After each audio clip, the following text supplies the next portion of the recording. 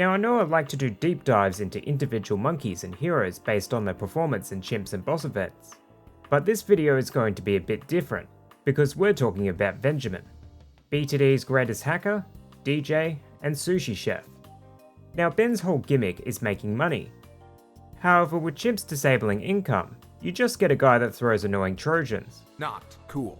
So today, I'm more going to talk about Ben primarily from a non-chimp's perspective, and how his hacking skills can be useful in many unique ways, despite being incapable of attacking bloons. But without further ado, let's get right into it. Now I can't start this video without addressing the elephant in the room, Ben's income. At the end of each round, Ben produces a certain amount of cash correlating to the upgrades he has received. At level 1 he produces $90 per round. At level 2 he produces $140, capping all the way at $5,000 from level 17 onwards. And yes, this amount can be enhanced with Monkey City's 20% income boost, but I wouldn't stress too much about it given Ben has a few features that discourage from putting him in the open. Depending on the map, difficulty and monkey knowledge, Ben takes 7 to 12 rounds to pay himself off. But after that, you will be swimming in cash that you can use to build your defense or start snowballing your farming setup. However, money isn't the only source of income that Benjammin provides. Starting from level 4, Ben gains the cybersecurity passive that restores 5 lives per round, capped at the amount you started with. While effectively useless and unpoppable in chimps, the passive lives restoration allows you to invest more into your farms before you spend money on your early game defense. It's also quite strong for Lich because it helps you recover from the lives lost from the souls, without relying on marketplaces or a spirit of the forest. Cybersecurity is also upgraded at level 14, doubling the lives restored to 10, and is now capped at twice your starting amount, allowing for a much larger safety buffer against leaks. From level 5, Ben unlocks his bank hack that increases the income from, you guessed it, banks. It increases the bank's in-round income by 5%, or 12% from level 9, but has zero influence on the end-of-round interest rate, which remains at 15%. While this sounds good, how does the extra income influence the number of rounds it takes to fill a bank?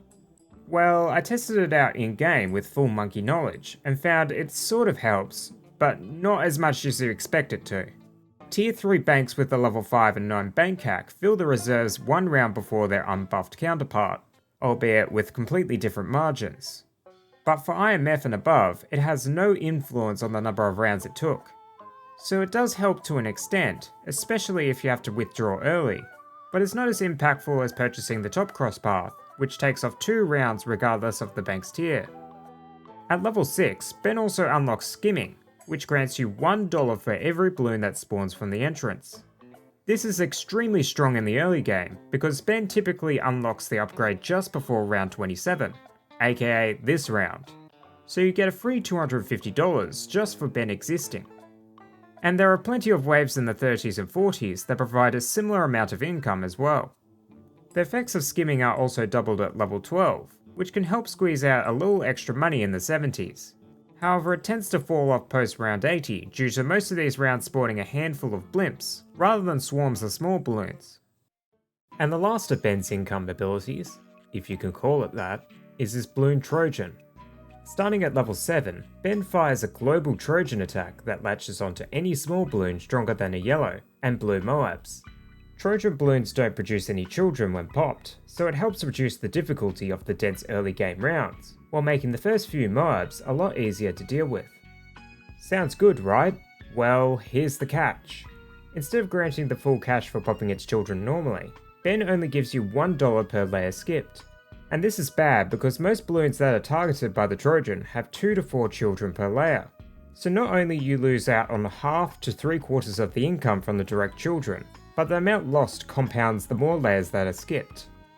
The area of the game that the Trojan hurts the most though is early game boss farming. It's the method to farm extra income off balloons, using the Bloon Trap, Rubber to Gold and Bottom Path Village combo.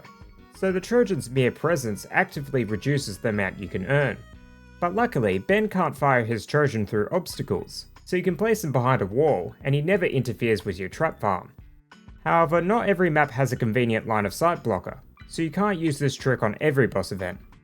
Outside of early game farming though, the Trojan isn't as bad for game modes where farming isn't disabled.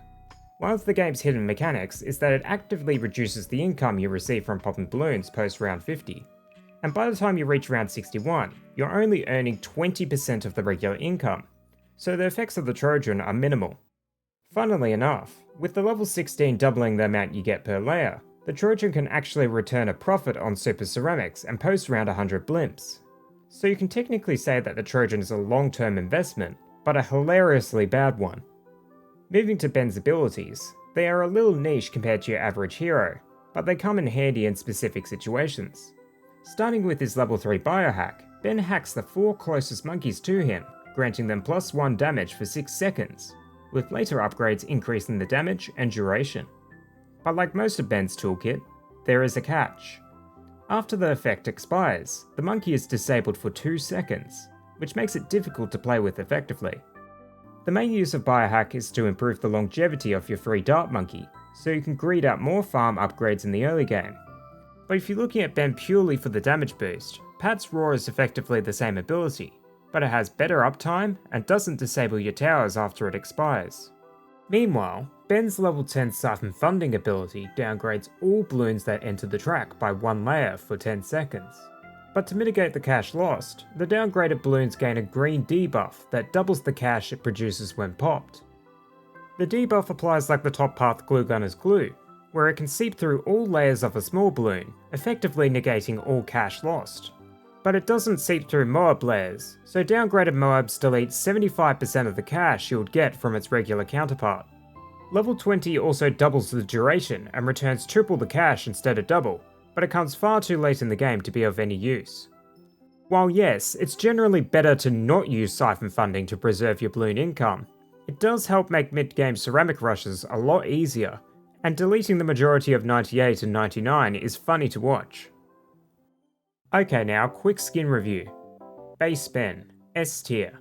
It may be a lot simpler than the other skins, but level 10 onwards gives me Matrix vibes, and I like it because of that. Benjammin DJ, A tier. Great with his trophy store placement animation, and he has the best voice lines, but levels 10 plus don't look as good as base Ben. Sushi Bento, A tier. I know I'm going to cop a lot of hate for this, but it's probably the weakest of the three, because his design doesn't match his kit as cleanly, and the mouse pet looks completely out of place. But otherwise, those are my thoughts on Ben. So thanks for watching, and I'll see you all in the next video. Oh yeah, and don't use Ben and chimps, because he fucking sucks.